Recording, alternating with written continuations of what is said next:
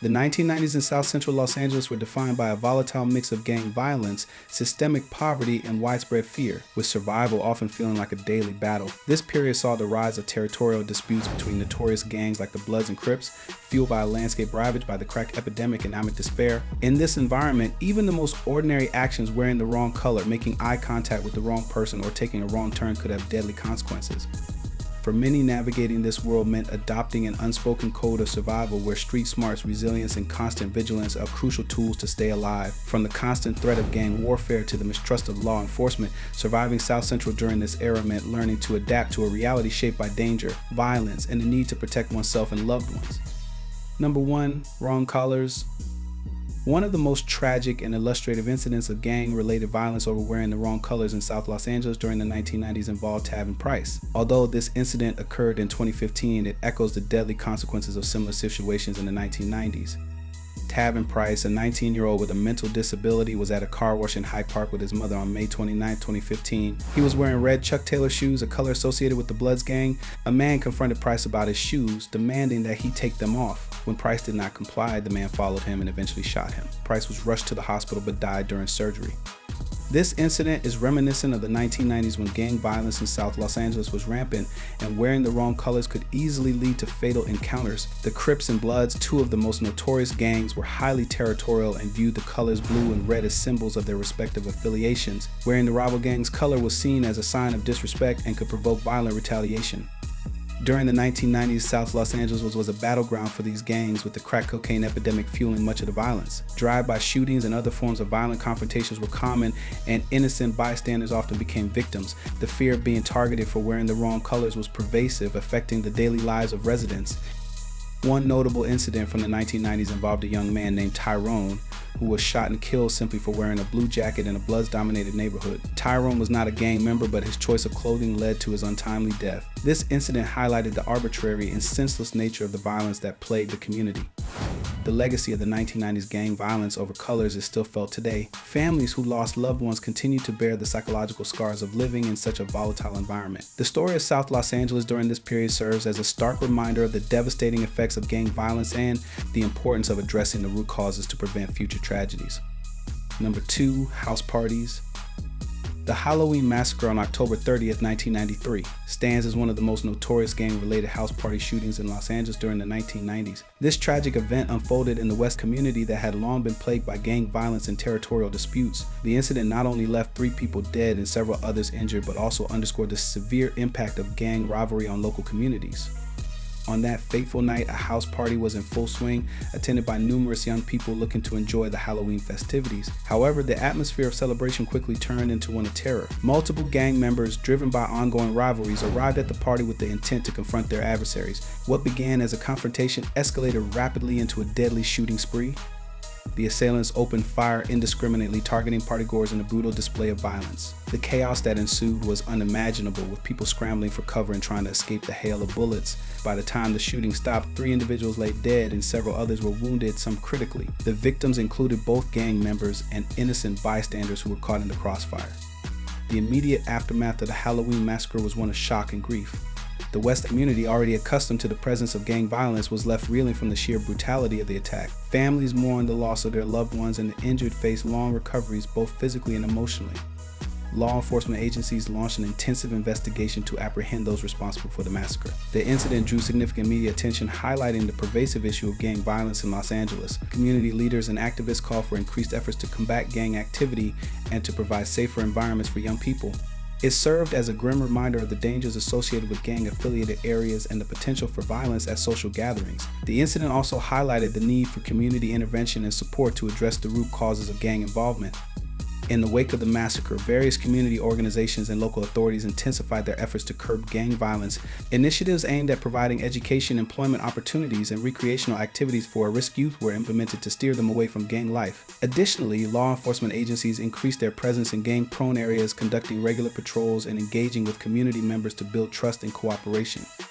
Moreover, the incident serves as a cautionary tale about the risks associated with house parties in gang-affiliated areas. It emphasizes the need for vigilance and precaution when organizing or attending such gatherings, particularly in neighborhoods with a history of gang activity. With a House Party by Dub C is a track from his 1998 album The Shadiest One. The song, produced by DJ Battlecat, paints a vivid picture of a chaotic house party in Los Angeles. Here's a brief breakdown. The song starts with WC getting a call about a house party. He describes the atmosphere of the party filled with loud music, alcohol, and a mix of people. As the party progresses, tensions rise. WC encounters gang members and feels the threat of violence. The lyrics highlight the dangers and unpredictability of such gatherings. The situation escalates into a physical altercation. WC describes getting attacked and fighting back, emphasizing the chaotic and dangerous nature of the party. The song ends with WC escaping the party, reflecting on the night's events and the reality of life in his neighborhood. The track is a gritty, realistic portrayal of the party scene in LA during the late 90s, showcasing WC's storytelling ability. Number 3, Phone Booth Murders. One of the most infamous gang-related phone booth shootings in South Los Angeles during the 1990s occurred on March 18, 1993. This tragic event took place near the intersection of Florence Avenue and Normandy Avenue, a location that had already gained notoriety due to the 1992 Los Angeles riots. The shooting involved members of rival gangs, the Bloods and the Crips, and resulted in the death of 2 individuals and injuries to several others. The 1990s were a particularly violent decade for South Los Angeles, with gang activity reaching unprecedented levels. The rivalry between the Bloods and the Crips, 2 of the most prominent gangs in the area, often led to violent confrontations in public spaces. The phone booth shooting was a prime example of how these conflicts could erupt suddenly and with devastating consequences. On the night of the shooting, a young man affiliated with the Bloods was using a phone booth to make a call. Unbeknownst to him, members of the Crips were patrolling the area looking for rivals. When they spotted the young man, they saw an opportunity to strike. Witnesses reported that the Crips members approached the phone booth and opened fire without warning, unleashing a hail of bullets. The young man at the phone booth was killed instantly. A passerby, who happened to be walking nearby, was also struck by the gunfire and later succumbed to his injuries at the hospital. Several other individuals in the vicinity were injured, some critically, as they tried to flee the scene. The suddenness and brutality of the attack left the community in shock and mourning. The aftermath of the shooting saw an increased police presence in the area as authorities sought to prevent further violence. Community leaders and activists called for an end to the senseless bloodshed and urged young people to seek alternatives to gang life. However, the deep-seated animosities between the Bloods and the Crips made it difficult to achieve lasting peace. The phone booth shooting remains a grim reminder of the violence that once plagued South Los Angeles. It serves as a testament to the community's resilience and the ongoing struggle to create a safer environment for future generations. Today, while significant progress has been made in reducing gang violence, the scars of the past continue to shape the city's identity. Number 4, Wrong Turns and Dead End Streets. On September 17, 1995, a tragic incident occurred in the Cypress Park neighborhood of Los Angeles. The Cohen family, returning from a cookout, made a wrong turn into an alley known for gang activity. This area was controlled by the Avenue's gang, notorious for its violent reputation. As the family car navigated the unfamiliar streets, gang members opened fire, believing the vehicle posed a threat. 3-year-old Stephanie Cohen was fatally shot, and her stepfather and younger brother were injured. The senseless murder of such a young child shocked the nation and drew significant media attention. The incident highlighted the pervasive gang violence in Los Angeles and led to a crackdown on street gangs. In the aftermath, several gang members were arrested and convicted for their roles in the shooting. The tragedy also spurred local and federal efforts to combat gang violence, including the creation of the Los Angeles City Clear program. Stephanie's death became a symbol of the innocent lives lost to urban violence, prompting calls for change and greater community involvement in preventing such tragedies. Number 5, Swap Meets. The 1990s in South Central Los Angeles were a turbulent time marked by significant gang violence and crime. Swap meets, popular community gathering spots, were not immune to this violence. These markets often became hotspots for gang-related activities, including shootings and killings. One notable incident occurred in 1991 at the Slauson Swap Meet, where a gang-related shooting resulted in multiple fatalities and injuries. Such events highlighted the pervasive danger in these areas during that era. The violence at swap meets was part of a broader pattern of gang conflicts that plagued South Central Los Angeles, contributing to the area's reputation for high crime rates and instability. The 1990s were a decade of intense gang activity in South Central Los Angeles, with the Crips and Bloods being the most prominent gangs. These gangs were involved in various illegal activities, including drug trafficking, extortion, and violent crimes. The rivalry between these gangs often resulted in violent confrontations, which sometimes spilled over into public spaces like swap meets. Swap meets, also known as flea markets, were popular in South Central Los Angeles for their affordability and the variety of goods available. They were frequented by locals looking for bargains on clothing, electronics, and other items. However, the large crowds and open air setup made them vulnerable to gang activity. Gang members would often use these gatherings as opportunities to settle scores, intimidate rivals, or conduct illegal transactions. The Slauson Swap Meet incident in 1991 was a particularly tragic example of the violence that plagued these markets. On a busy weekend afternoon, a dispute between rival gang members escalated into a shootout. Innocent bystanders, including families and children, were caught in the crossfire. Multiple people were killed and several others were injured. The incident sent shockwaves through the community and drew national attention to the issue of gang violence in Los Angeles. Number 6. Mad Dogging. In the 1990s, gang culture in South Los Angeles was heavily centered around respect, territory, and dominance. A simple act like mad dogging staring someone down was often viewed as a challenge or disrespect, which could quickly escalate to violence. In gang-heavy areas like Compton, Watts, and South Central LA, even casual encounters could turn fatal if someone from one gang mad dogged a member of a rival gang. These stare-downs were often the precursors to shootings and retaliatory violence between gangs like the Bloods, Crips, and other local sets. The 1994 murder of a Crip member. Johnson, a 19-year-old Crip member, was shot and killed in 1994 after an altercation that reportedly began with mad dogging. Johnson, while walking in a blood-controlled area of South Los Angeles, was involved in a hostile stare-down with a group of Bloods who took offense. The tension quickly escalated into a verbal altercation and then a shooting. Johnson's death led to a string of retaliatory killings between the Bloods and Crips in the following months. The 1996 case of 2 teenagers killed in a drive-by shooting.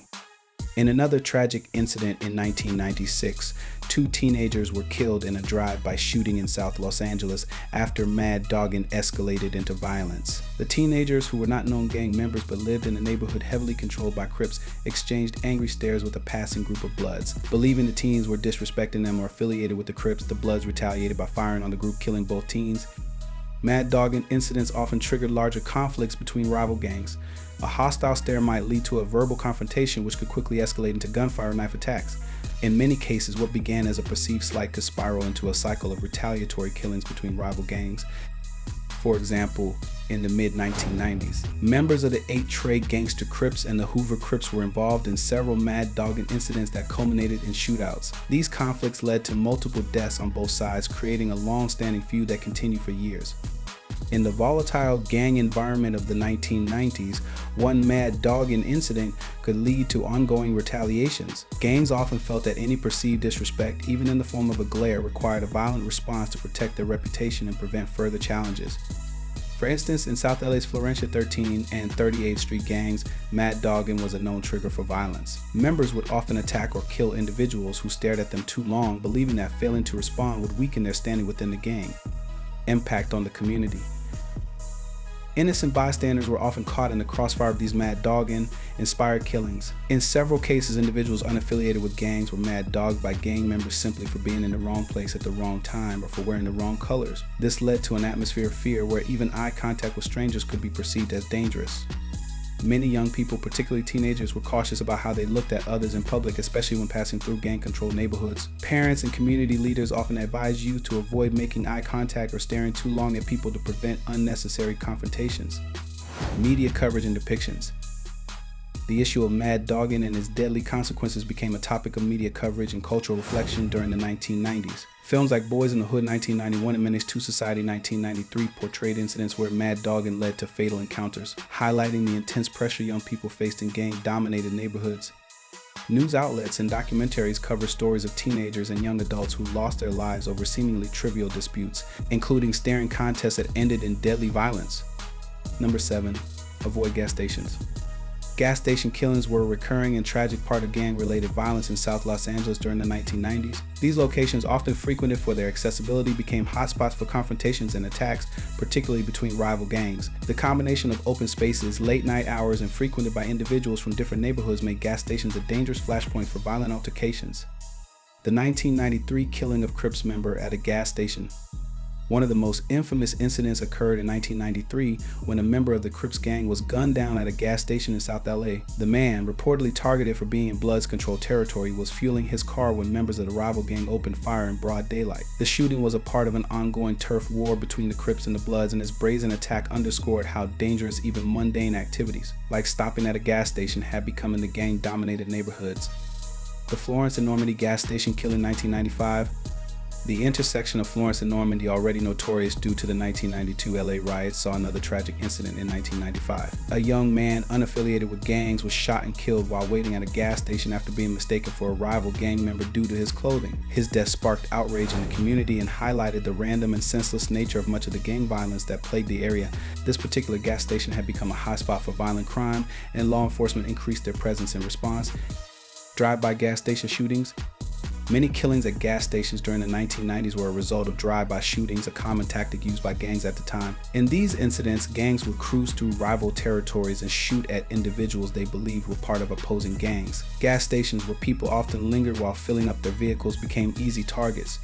In one notable drive-by in 1997, 2 men were shot and killed while pumping gas, with authorities suspecting gang retaliation as the motive. These killings were often tied to long-standing feuds and cycles of violence that were difficult to break. The killing of an off-duty police officer in 1998. A particularly tragic incident occurred in 1998 when an off-duty LAPD officer was shot and killed at a gas station in South Central LA. The officer had stopped to refuel his vehicle when he was ambushed by gang members. Although not initially targeted due to his role as an officer, he was later identified and executed after being recognized. This murder sent shockwaves through the community and law enforcement, highlighting the vulnerability even officers faced during this volatile period. The rise in gas station killings reflected the broader gang warfare that ravaged South LA throughout the decade.